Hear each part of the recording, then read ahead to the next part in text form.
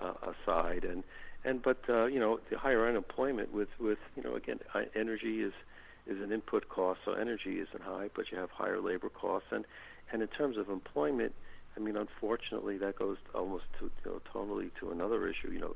A lot of regulations and unemployment. I mean, with energy, President Obama again raised electricity prices or bankrupted a lot of coal companies, and thousands of coal miners are out of work, and that's why when it came to West Virginia, Donald Trump did amazingly well in the primary because he's really for the blue collar type worker that President Obama has put on the unemployment line. And what's most twisted about coal is the fact that even Mrs. Clinton's statements about putting more coal miners out of work is that you had individuals who were making $60,000 as a coal miner in West Virginia who were actually paying taxes into the system. But now because they've been put on the unemployment line, Mrs. Clinton wants to give them like a $30 billion job training program. Well, that's our federal tax dollars going into job training. So they flipped a person who was actually contributing to the system through paying taxes by earning a good living wage to a taker of our taxes because they're being retrained.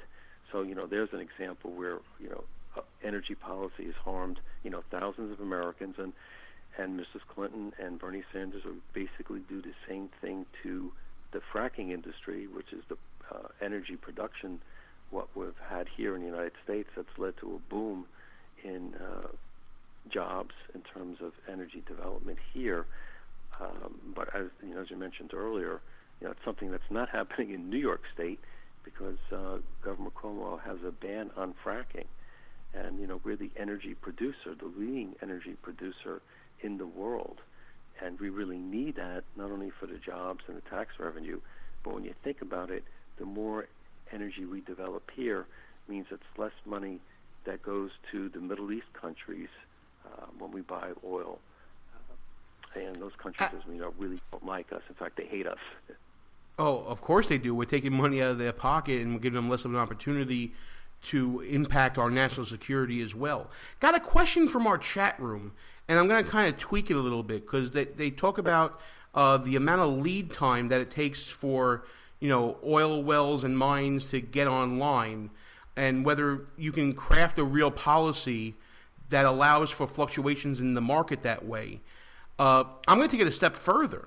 Can a chief executive of the federal government, can the next president impact the market when it comes to energy and when it comes to bringing up increasing production and things like that? How much impact does the president have versus how much impact local people like Andrew Cuomo would have? Well, it basically comes down to the same thing. It comes really down to regulation. Regulation is like a tax. Anything you tax, you get less of it. Anything you regulate, you get less of it. And I think that the classic example, as I mentioned before, where President Obama set out to bankrupt the coal industry first by law, but Congress wouldn't go along with him, so then he went to regulations. And the EPA, Environmental Protection Agency, has issued regulation after regulation, and that's actually bankrupted the coal mining companies, and they want to do the same thing to the fracking industry. And in fact, last week, because everybody's so focused on policy, people didn't realize it, President Obama or the EPA came out with a regulation on methane, which is essentially natural gas.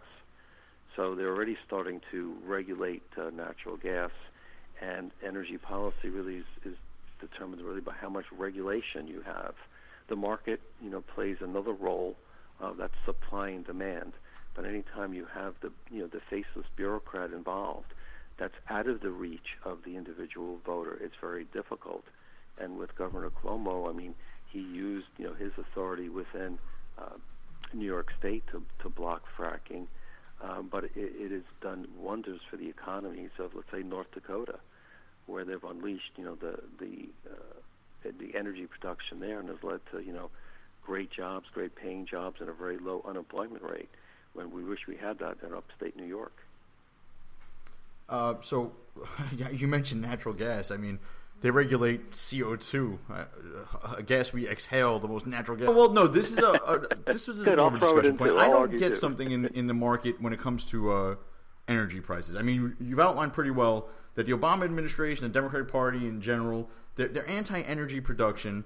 I spoke on the Middle East and how unstable they are and will continue to be. But yet, with all these factors, gas prices at the pump don't seem to be going up. And we're told whenever there's a Republican in the White House, when the Middle East is unstable or there's threats of war looming, that gas prices will necessarily rise. And why isn't that happening now? I don't understand. Currently gasoline prices? Yes. When I go to the pump, it's almost the same as it was when George Bush was in office, and they were, it spiked up to $4 because they said the Middle East was unstable, and then it's even more unstable now, and somehow gas prices are going down. So I guess what I'm asking, for oil in particular, I mean, is it a market? Is it market based? Is it a cartel from OPEC? What is really driving these prices?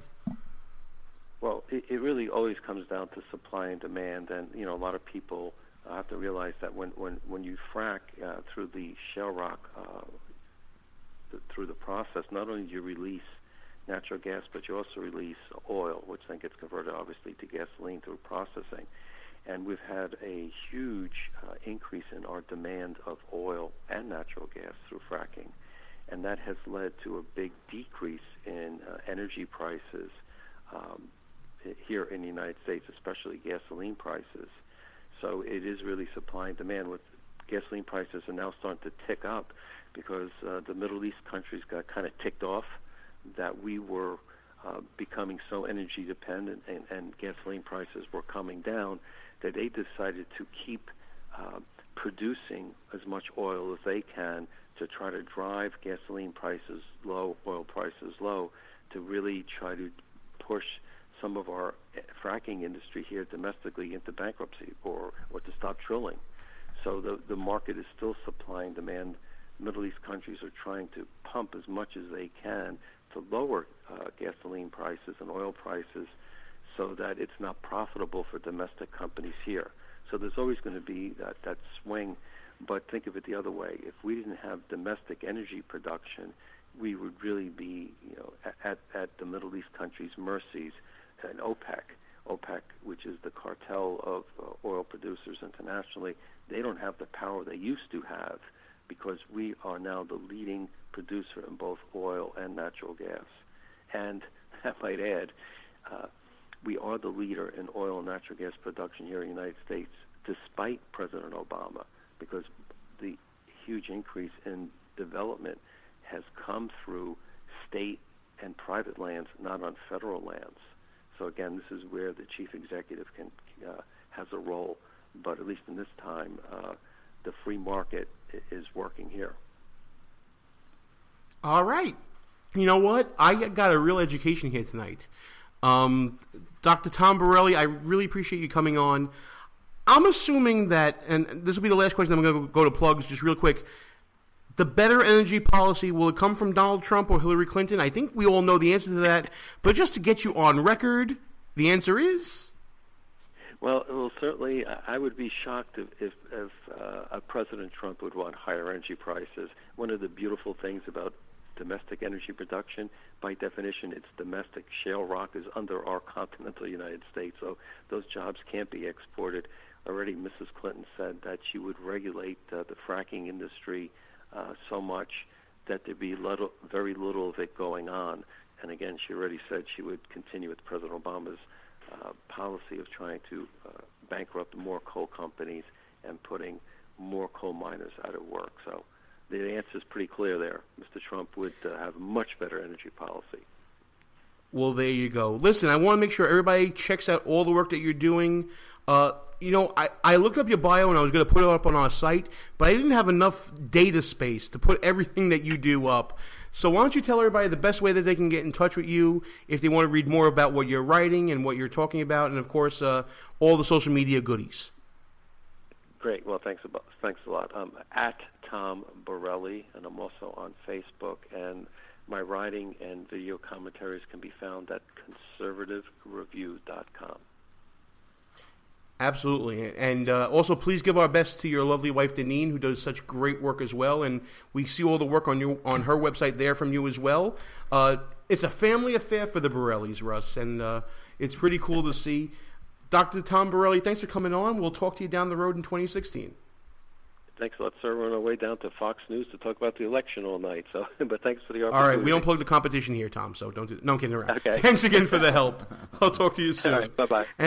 And that was Tom Borelli joining us for a little commentary about energy policy. Listen, this stuff can get wonky, Russ.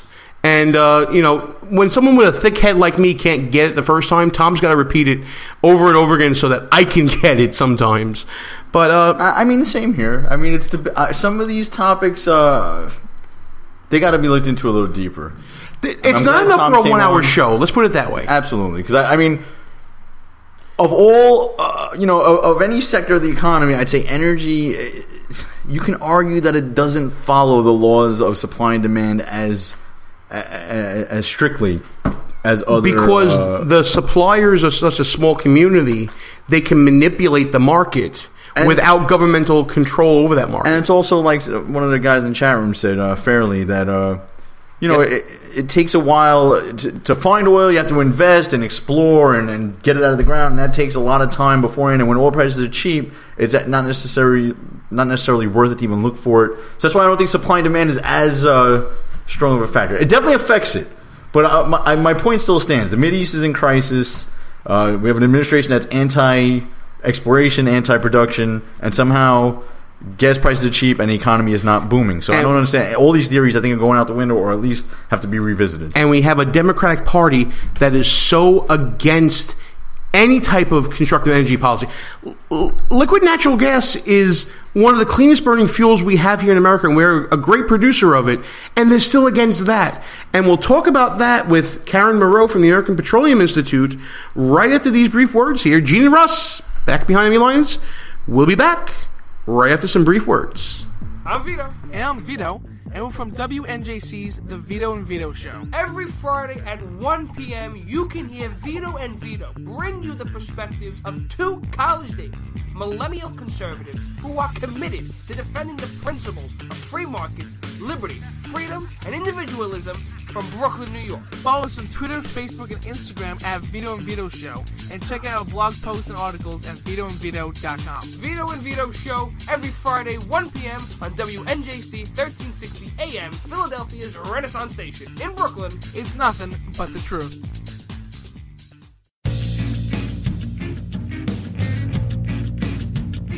There's a movement in healthcare today. It's a movement of people that's ready to stand up and take charge of their healthcare. It's people like you and me who are tired of paying too much for healthcare and getting too little. People who are standing up for their values and letting their conscience make decisions based on timeless principles. It's a movement that's sweeping the nation, and you need to be a part of it. Liberty HealthShare is leading the movement of people who are looking for an alternative to traditional health insurance. Liberty HealthShare is a healthcare sharing organization of people who are sharing the cost of healthcare in an easy and efficient way. Choose your own doctor, your own hospital, and live out your values in healthcare. Join the movement. Together, we're changing healthcare for good. Go to www.joinlhs.com or call 800-722-8041.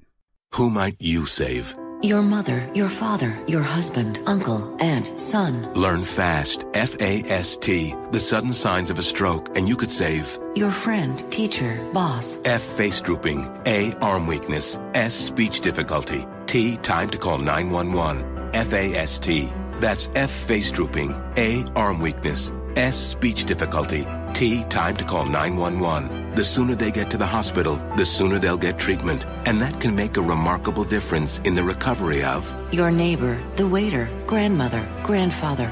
So learn FAST, the sudden signs of a stroke, then pass it on, because you never know who might save you. Your wife, your colleague. Spot a stroke fast. Visit strokeassociation.org. Brought to you by the American Stroke Association and the Ad Council. Behind enemy lines. Back on the air.